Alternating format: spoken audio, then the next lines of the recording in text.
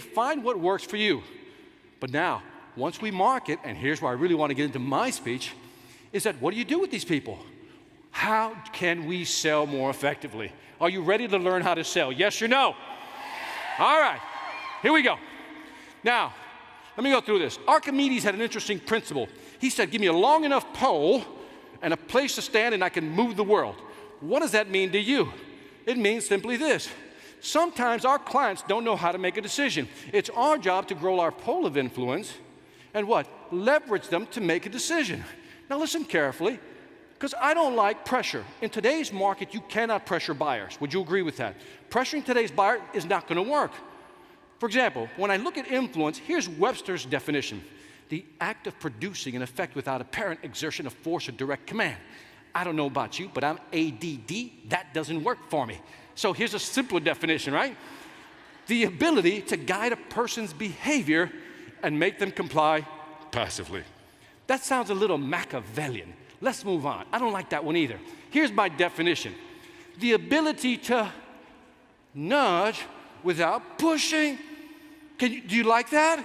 Because that's what you want to do. This is what you want to, that's what you don't, you want to, because that's how you do it. I'm going to show you how you can nudge your customers, grow your pole of influence, so they'll make that decision. Let me give you some examples.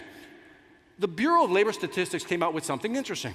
Because I always have people say, Victor, but I'm just not good at selling. In fact, I'm just not good at selling. Clap if you've ever heard that before. Yeah, right? To you I say, shut up. Did you know 1 out of 9 people employed today are in sales? 1 out of 9 people employed today are in sales. But here's the interesting part. When they looked at the 8 of 9, and they took a closer look at the 8 of 9 who were not specifically salespeople, here's what they found.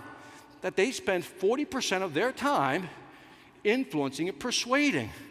So we're all in sales whether we choose to accept it or not. Can we now accept that, yes or no?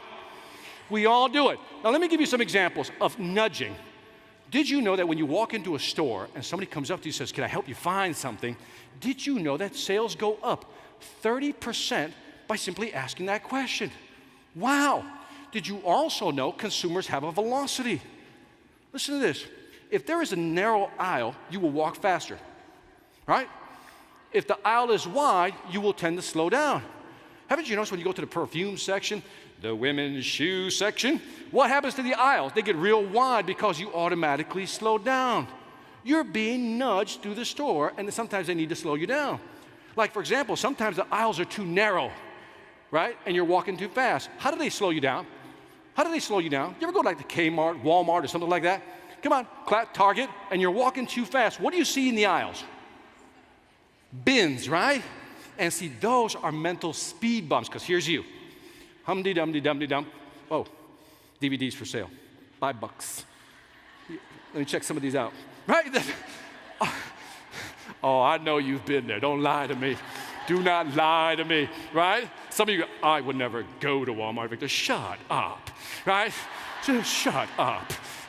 Did you also know that we're impulse buyers? Yes or no? When we go to the grocery store, where do they put the milk? Yell it out. All right, right around here. Whoever said refrigerator, thanks for the obvious, right? Yeah, right?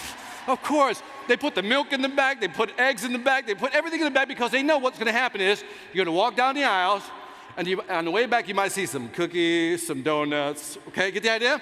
So they're already nudging us to buy more.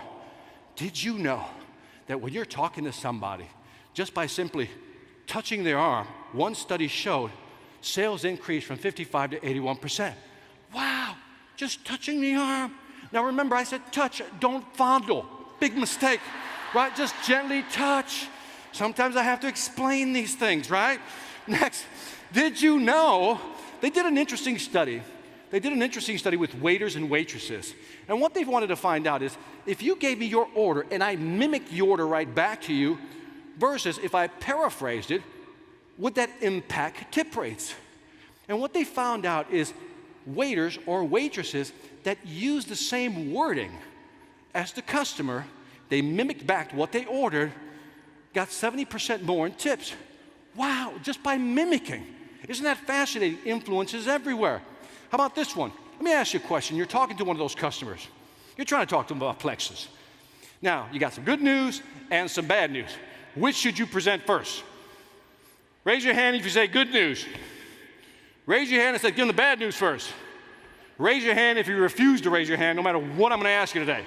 All right. Rough crowd. Here's what they found out. That if the person is not motivated, you ever talk to that one person who just, I hate network marketing. You ever meet that guy? A girl, right?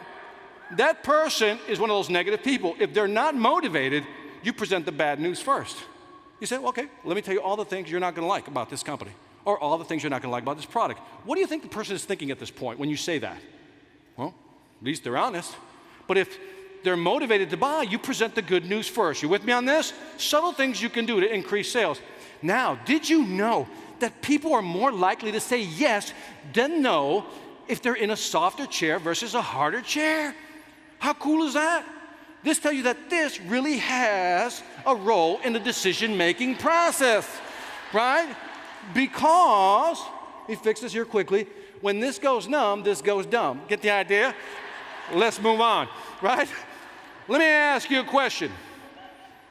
If I wanted you to select one of these two burgers, how many would choose the small one? Raise your hand.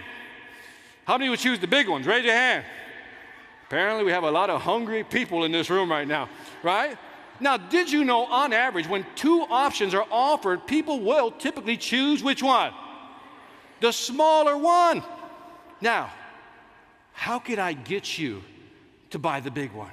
I could tell you about the features and benefits of that burger, tell you about the extra meat, special sauce, cheese, lettuce, and all that good stuff. That's selling the feature, selling the benefit. I could do that, but there's a better way. Instead of trying to sell you that big burger, here's what I'd do. I'd offer you a third burger. Here's what studies have shown. When you present three options to a customer, in order to avoid making a risky decision, they'll choose the one in the what? Middle. Don't believe me? Go to Wendy's, go to McDonald's, go to Starbucks. There's always three options. And where do you think the biggest profit margin is? In the middle, because here's your decision-making process. Too small, too big, ooh. Okay, be the one in the middle. So from this day forward, how many options are you going to offer your customer? I had a lady come up to me and said, Victor, let me ask you a question. What if I only have two